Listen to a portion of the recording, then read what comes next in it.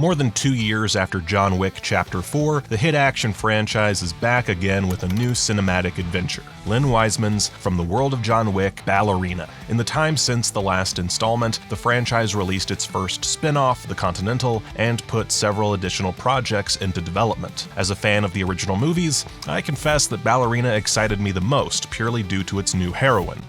But does Ballerina live up to the high standards set by the previous movies? Honestly, not really. But did I have a good time watching it? For sure. Ballerina is an interesting movie to discuss because in some ways you can really feel the ambition and excitement of the creative team. There are so many compelling ideas here. The problem is that, rather than sorting out the best ones, writer Shay Haddon ended up stuffing them all in. There have been reports regarding reshoots and how involved John Wick director Chad Stahelski was. At this point, I can only evaluate Ballerina as it stands now, and while I suspect some elements won't be for everyone, it certainly makes for a fascinating addition to the franchise. Chronologically, it slots between chapters 3 and 4, though it's probably best to avoid thinking about the specifics of that too hard.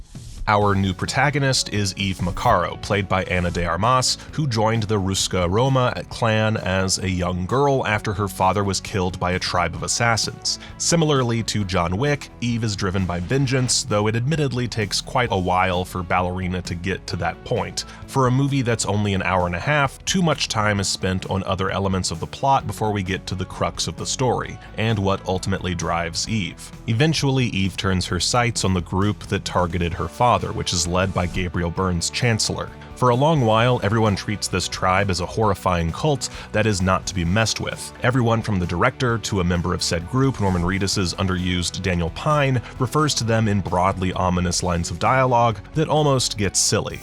Eve's introduction to their community injects some absurd hilarity into the film, but the humor eventually runs the risk of becoming unintentionally ridiculous. Ballerina takes a more over-the-top approach to things than the John Wick movies do, and while the spin-off deserves an identity of its own, it does somewhat put it at odds with what we've seen before. As for Baba Yaga himself, trailers have already shown that Wick has a small role. His initial scene feels more forced than I'd hoped, but a later sequence supplies that desired rush of excitement at seeing Reeves in the role once again.